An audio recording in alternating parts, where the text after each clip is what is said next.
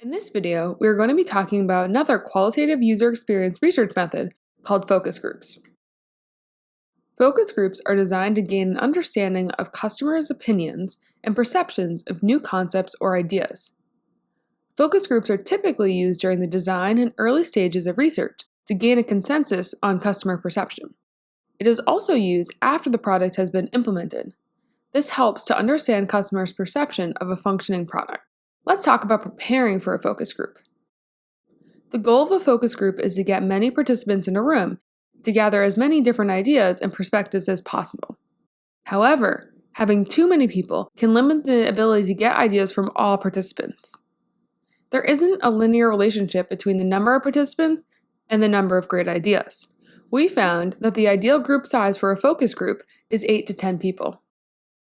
It is also recommended to facilitate 3 or 4 different focus groups to ensure a good mix of perspectives and ideas. Focus groups require the researcher to create a list of questions to structure the group. However, feel free to let conversations evolve as they will without researcher intervention. Your focus group should generally last 60 to 90 minutes. You'll have to organize a location and also recruit participants. Once you've done that, send a follow-up invitation with a proposed agenda, questions for discussion, and time and location details. If the topic is sensitive, you should inform participants ahead of time so they can decide to opt out of the focus group.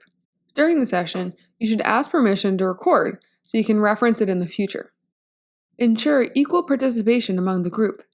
If a few people are dominating the conversation, call on others to participate. Also, consider a round table approach in which you go around the table, giving each person a chance to answer the question. Moderators should avoid abrupt topic changes and ensure all participants in the focus group have equal input and contribution. After the focus group, review notes and recordings with coworkers. Write down any points of group consensus, surprises, or unexpected topics. Let's discuss the pros of focus groups.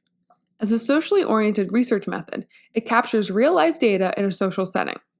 It also generates quick results. Group conversations often bring out aspects of a topic or reveal information on a subject that may not have been anticipated by the researcher or emerging from individual interviews. Also, it has the ability to produce large amounts of data on a topic in a short amount of time. Lastly, it provides access to comparisons that participants make between personal experiences. This can be very valuable and provide access to consensus and diversity of experiences on a topic. Let's touch on the cons of conducting focus groups. It is a poor method for evaluating interface usability. Group dynamics can be swayed with strong opinions. Moderators can inadvertently influence the data. Participants must be comfortable enough to interact openly. The researcher has less control over the session than they do in an individual interview. Lastly, groups can be difficult to pull together. Thanks for watching. Subscribe to the Playbook UX channel for insights on product and UX.